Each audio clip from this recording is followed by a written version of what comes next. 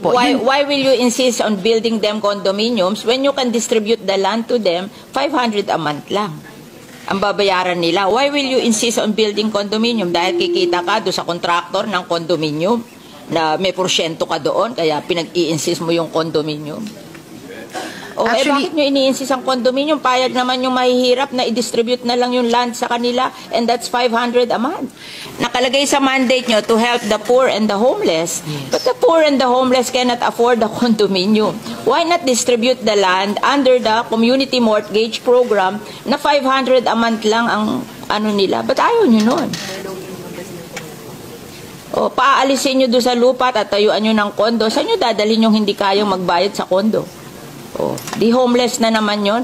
Hindi ba unfair sa kanila? Pinaalis mo doon sa lupa na tinatayuan nila, tatayuan mo ng kondo, tapos ibibigay mo sa middle class, tapos yung mga mahihirap, wala na naman bahay.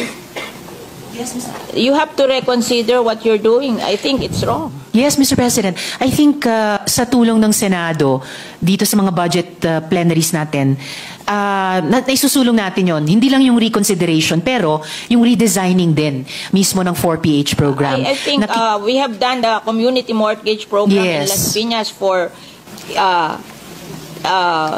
I think 30 years, and it's very successful. We just give them the land. They don't want the condominium. They just want to have a land to build their houses on, and if they cannot build nice houses today, they'll just try to earn so that in the future they can build houses in the land. But what they want is the land, that they will not be hindi sila magigibado sa land where they are staying now, and they're willing to pay for the land. Why don't we do that? Why do we have to build condominiums on their lands which they cannot afford?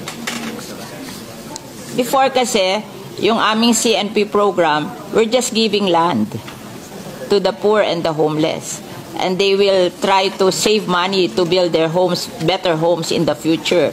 And ang amortization lang nun, 500 pesos a month. So they can afford it. The poor and the homeless, they can afford it. Even the tricycle driver and the mga nagtitinda sa palengke.